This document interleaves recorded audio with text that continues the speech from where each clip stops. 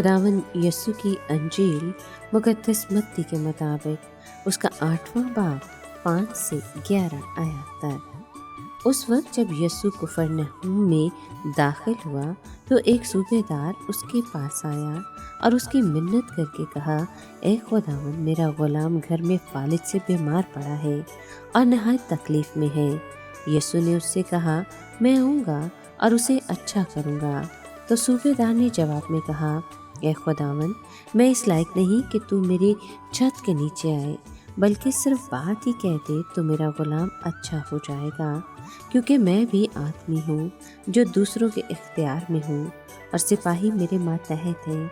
और मैं एक से कहता हूँ जा तो जाता है, और दूसरे से कि आ तो वो आता है, और अपने गुलाम से कि ये कर तो वो करता है।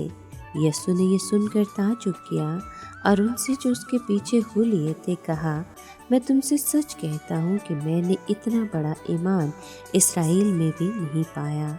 और मैं तुमसे कहता हूँ कि बतेरे मशरिक और मगरिब से आएंगे और इब्राहीम और इसहाक और यकूब के साथ आसमान की बादशाही की ज़ियाफ़त में शरीक होंगे।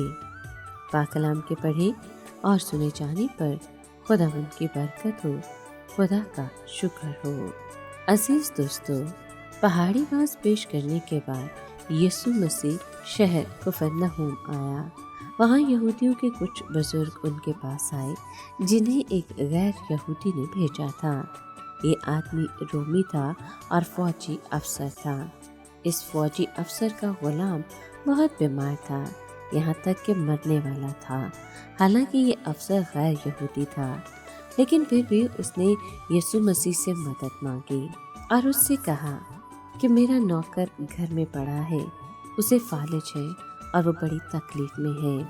इस पर यीशु ने अफसर के घर रवाना होने को तय किया, लेकिन इससे पहले कि वो वहाँ पहुँचता, अफसर ने कहा कि मेरी इतनी औकात नहीं कि मेरा खुदावन मेरे घर में आए, इसी वजह से तो मैं खुद उसके पास आया हूँ। ये अफसर कितना खाकसार था।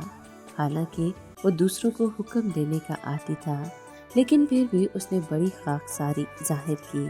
वो बाकी रोमियों से फ़र्क था जो अपने गुलामों के साथ सख्ती से पेश आते थे।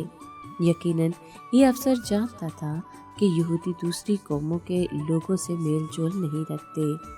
शायद इसलिए उसने मसीह यीशु से ये कहा कि आप बस हुक्म कर दें तो मेरा खादिम ठीक हो जाएगा।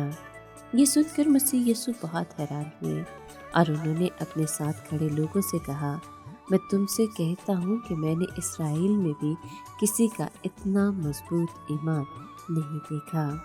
जब अफसर के दोस्त उसके घर वापस गए तो उन्होंने देखा कि उसका गुलाम तंदुरुस्त हो चुका है। ये मौजज़ा करने के बाद यीशु मसीह ने मौके का फ़ायदा उठाया और वहाँ मौजूद लोगों को समझाया कि उन गैर यहूदियों को भी बरकतें मिलेंगी जो ईमान ज़ाहिर करते हैं। उन्होंने कहा, मैं तुमसे कहता हूँ कि बहुत से लोग मशरिक और मगरिब से आएंगे और आसमान की बादशाही में इब्राहीम, इसहाक और यकूब के साथ मेज़ पर बैठेंगे। फिर यीशु मसीह ने बताया कि उन यहूदियों के साथ क्या होगा जो ईमान से खाली हैं।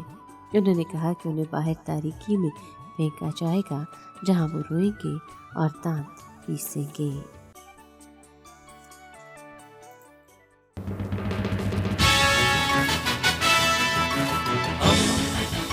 दोस्ती का पैगंबर, रेडियो वेरितास एशिया।